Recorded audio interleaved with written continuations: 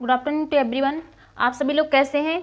I hope आप सभी लोग बहुत अच्छे होंगे and happy Makar Sankranti to all of you, है ना। तो चलिए आज के त्यौहार के दिन भी हम अपना जो लेक्चर है उसको कंटिन्यू रखते हैं।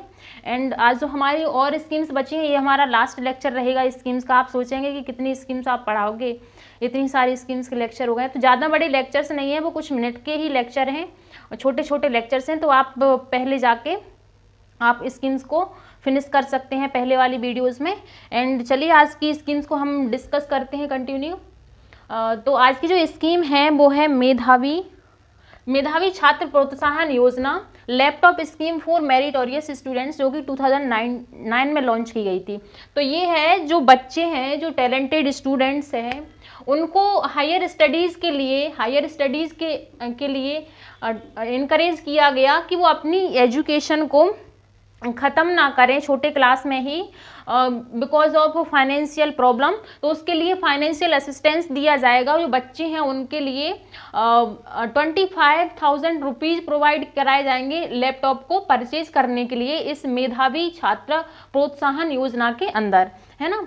एंड इसके लिए जो एलिजिबल पर्सन होगा वो होगा जनरल कैंडिडेट्स के लिए, जो होगा 85%, जो कि एमपी बोर्ड से पास हुआ होना चाहिए 12th में, मतलब 12th में उसकी जो परसेंट है वो 85% होनी चाहिए, है ना। एंड SC ST एंड नोवेंट्स जो रहते हैं, नोवेंट्स एक जगह से दूसरी जगह अपनी कुछ उनकी ज़रूरत रहती है, जैसे अपनी गाय वगैरह को लिए रहते हैं, साथ में अपनी बकरियों को साथ में लिए रहते हैं, एक जगह से दूसरी जगह जाते रहते हैं क्योंकि उनको अपने पशुओं को चराना होता है, उनके लिए कुछ चीज़ों की ज़रूरत रहती है, इसलिए एक जगह से दूसरी जगह वो भटकते रहते हैं।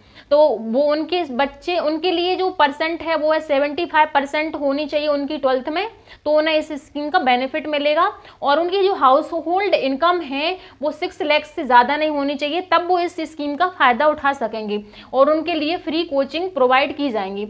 लेकिन 2018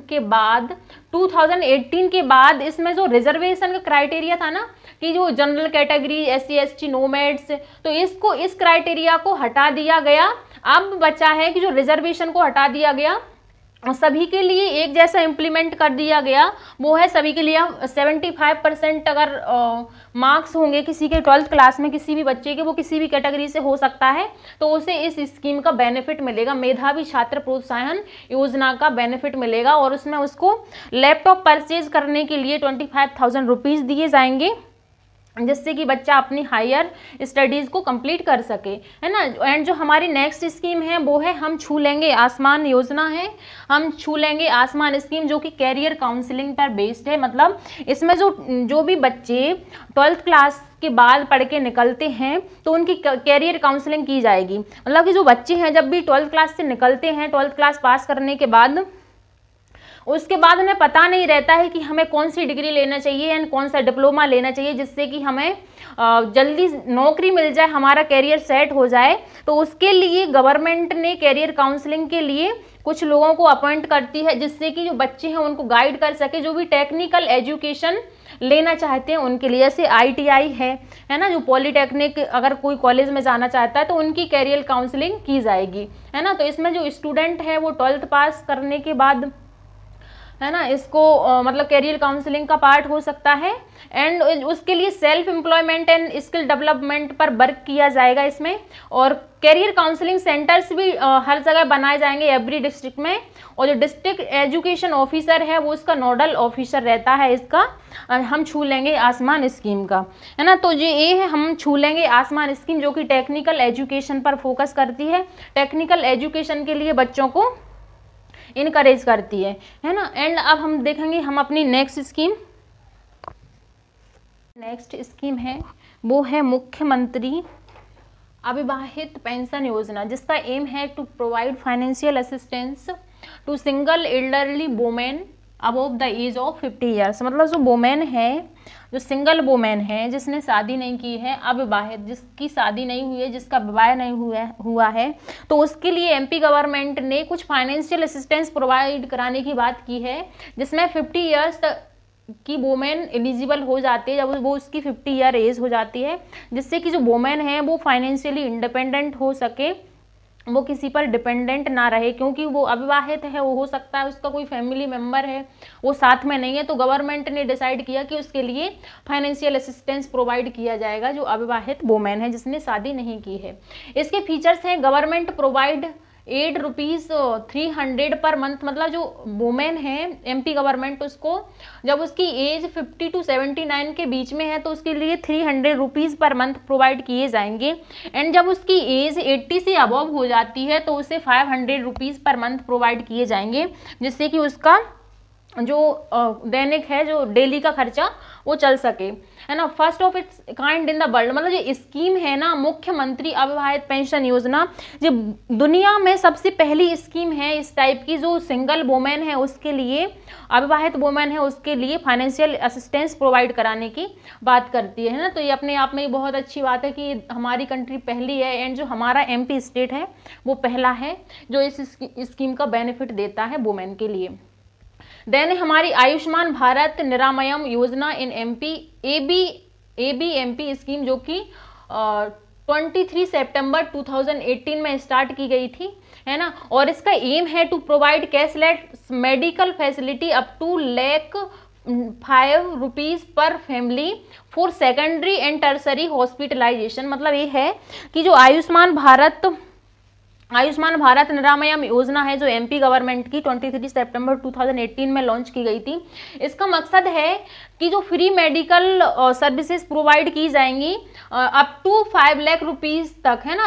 अगर कोई इलाज होना है उसमें 5 लाख तक अगर रुपए लगते हैं तो फ्री मेडिकल सर्विस प्रोवाइड की जाएगी हर एक फैमिली के लिए, है ना। और ये सेकेंडरी एंड टर्सरी हॉस्पिटलाइजेशन, मतलब कि जब बीमारी आती है, कोई बीमार होता है तो जब उसकी बीमारी सेकेंडरी स्टेज पर पहुंच जाती है, टर्सरी स्टेज पर पहुंच जाती है तो उसका इलाज किया जाता है उस लेवल पर, तब इसको जो कैश प्रोवाइड किया जाएगा, है ना। और इसके जो फीचर्स हैं वो ऑल इलनेस, मतलब सारी जो बीमारी है 1400 डिसीज के लिए इसको अप्लाई किया गया है, मतलब इसमें ऑल डिसीज शामिल हो जाते हैं, मतलब सारी डिसीज का इसमें इलाज किया जाएगा फ्री।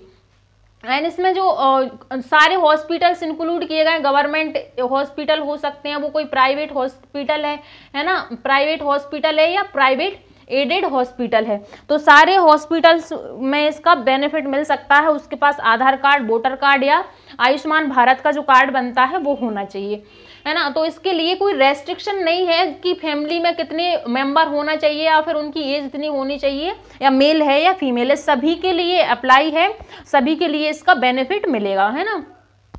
और ये जो 10 डेज का फॉलो अप ट्रीटमेंट भी मिलेगा, मतलब जब इलाज किया जाता है, कोई ऑपरेशन या कुछ भी हुआ तो उसके 10 डे तक उसको मतलब फॉलो अप किया जाएगा, उसका चेकअप किया जाएगा फ्री, या जो भी उसमें मेडिसिन की ज़रूरत है वो भी इसमें प्रोवाइड की जाएंगी। तो ये हमारी आयुष्मान भारत निरामयम योजना जो कि एमपी गवर्नमेंट की है ना। एंड जो हमारी नेक्स्ट योजना है वो है मिल बाँचे प्रोग्राम। ये 17 अगस्त 2018 को लॉन्च किया गया था। इसका एम है to raise awareness about importance of education. तो इसमें मिल बाँचे प्रोग्राम में स्टूडेंट के लिए या पेरेंट्स के लिए इसमें अवेयरनेस फैलाई जाती है कि हमारे लिए जो एजुकेशन है, जो पढ़ाई है वो कितनी ज़रूरी है। एजुकेशन ही एक ऐसा मीडियम है जिसके माध्यम से, जिसके थ्रू हम इस सोसाइटी में अपनी एक वैल्यूएबल लाइफ को लीड कर सकते हैं। मतलब एक हमें वैल्यू प्रोवाइड कराती है, हम जिसके थ्रू हम अपने पैरों पर डिपेंड होके अपनी ज़िंदगी में कुछ कर सकते हैं, कुछ नाम कमा सकते हैं, कुछ जो चीज़ें हैं, कुछ परेशानियों से लड़ सकते हैं, अपनी फैमिली को अच्छे से आगे लेके चल सकते हैं। तो एजुकेशन ही एक ऐसा मीडियम है जो हमें अपनी ज़िंदगी को बेहतर बना सकता है ना। तो इसमें एजुकेशन है, एजुकेशन की इम्पोर्टेंस बताई जाती है। और इसकी जो टैगलाइन है वो है खूब खेलें, खूब पढ़ें हम, चलो स्कूल चलें हम, है ना। तो ये इसकी टैगलाइन है, आप ध्यान रखिए, खूब खेलें, खूब पढ़ें हम, चलो स्कूल चलें हम, है ना। तो ये इसकी टैगलाइन है ना। तो आप समझते हैं, जो आप पढ़ रहे होंगे कि एजुकेशन की कितनी इंपॉर्टेंस है। नहीं, अगर एजुकेशन नहीं मिलती है, अगर हमें स्टार्टिंग फेज में अच्छी, तो हम कब आए इस दुनिया में एंड कब चले जाएंगे, कोई आपको याद करने वाला नहीं रहेगा। जैसे कि कुछ लोग रहते हैं, वो जहाँ से निकलते हैं, मतलब जैसे ही आए हैं वो जैसे ही चले जाते हैं। और एजुकेशन ही एक ऐसा माध्यम है जिसके थ्रू, जिसका हम सहारा लेके कुछ अच्छा कर सकते हैं, अपनी लाइफ को बेहतर बना सकते हैं, अपना नाम कमा सकते हैं, है ना। एंड चलिए अब नेक्स्ट स्कीम हम देखते हैं। अपनी नेक्स्ट स्कीम देखें, वो हमारी नल जल स्कीम।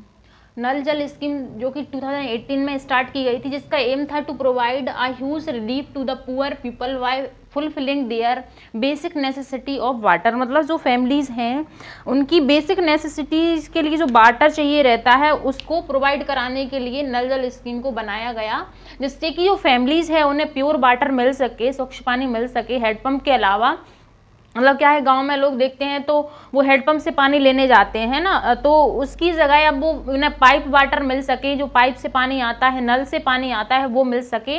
तो उसके लिए नल जल स्कीम बनाई गई। इसकी टैगलाइन है घर घर नर्मदा हर हर नर्मदा। ध्यान रखिए, घर घर नर्मदा हर हर नर्मदा, क्योंकि जो स्कीम है ये नर्मदा के ऊपर ही बनाई गई कि जो पानी जो प्रोवाइड किया जाएगा ये नर्मदा नदी से लाकर प्रोवाइड किया जाएगा। इसलिए इसकी जो टैगलाइन है घर घर नर्मदा हर हर नर्मदा।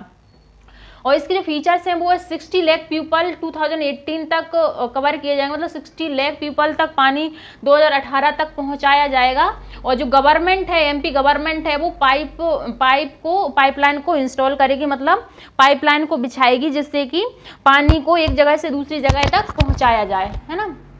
एंड जो हमारी नेक्स्ट स्कीम है वो है भावांतर भुगतान योजना, जो कि BBY जिसे हम बोलेंगे। अक्टूबर 2017 में इसको लॉन्च किया गया था। भावांतर भुगतान योजना को 2017 में लॉन्च किया गया था और इसका एम है raise farmers income in case of distress sale. मतलब ये है कि जो फार्मर्स हैं, अगर उनकी फसल है, खरीफ की फसल है या रबी की फसल है, उसको अगर उसे कम प्राइस पर बेचा है तो उसके लिए जो पैसे में कमी आई है, जो पैसे में कमी आई है क्योंकि कम में फसल बेची है, तो उसकी जो भरपाई है उसको जो हमारी स्टेट गवर्नमेंट फुलफिल करेगी।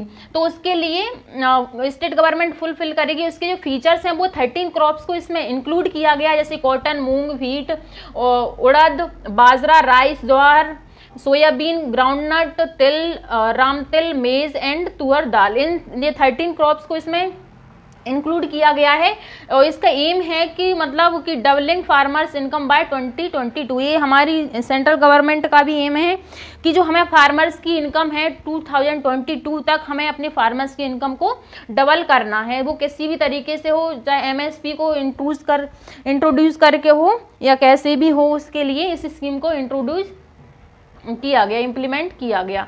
देन हमारी नेक्स्ट स्कीम है वो है MP की अपनी बस सूत्र सेवा स्कीम, जिसको अर्बन ट्रांसपोर्ट स्कीम बोला गया, जो कि 2018 में स्टार्ट की गई थी। MP की अपनी बस स्कीम, इसका एम है public transportation in the state. मतलब जो बड़ी बड़ी सिटीज़ हैं, म्यूनिसिपैलिटीज़ हैं, इनमें स्टेट गवर्नमेंट ने अपनी बस चलाई, जिससे कि पब्लिक का एक जगह से दूसरी जगह ट्रांसपोर्टेशन आराम से हो सके, आसानी से हो सके, उसके लिए ये स्कीम को लॉन्च किया गया। और इसमें जो फीचर्स हैं, GPS सिस्टम प्रोवाइड किया गया, PIS जैसे PAS है, इस तरीके के सिस्टम है, कैमरा लगाए गए और ऑनलाइन जो टिकट हैं, ऑनलाइन टिकट की फैसिलिटी प्रोवाइड की गई है।